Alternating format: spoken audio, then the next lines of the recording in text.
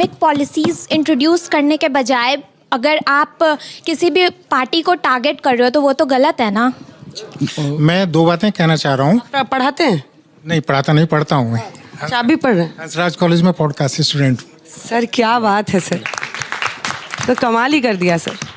मैं वैसे तो माननीय मोदी जी के हर कदम के साथ हूँ, लेकिन मैं ये कहना चाह रहा हूँ कि जो आज का ग्रामीण भारत है और पहले का भी, क्या उसको फोकस करके कोई योजना बनाई गई है? मैं खुद गाँव से आता हूँ। जल्दी आइए, नीचे आइए। हाँ जल्दी, माइक मैंने पकड़ा है। सॉरी।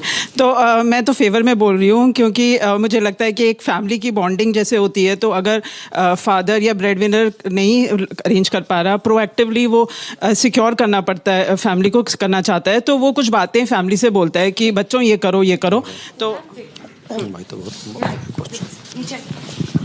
जैसे कि सर ने बोला कि गोल्ड और पेट्रोलियम को मेक इन इंडिया नहीं कर सकते, तो मैं ये पूछना चाह रहा हूँ कि आप मेक इन इंडिया कर क्या रहे हो फिर? किसान को और मजदूर को कहीं नहीं दिख रहा है आपका मेक इन इंडिया। अगर ये मेक इन इंडिया सही में होता तो आप देखिए ना, 112 अरब डॉलर का चाइना के साथ ट्रेड डेफिसिट है, और अगर मैं सरकार के खर्च के कंपेयर में बता दूं तो ये 21% होता है।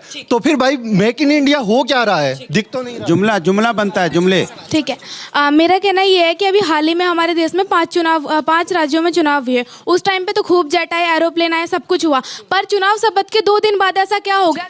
हाँ, मेरा सवाल ये है कि 1965 में जब भुखमरी आई तब लाल बहादुर शास्त्री जी ने खुद पहले अन्न छोड़ा, हफ्ते में 1 दिन खाना छोड़ा, उसके बाद उन्होंने लोगों से अपील करी।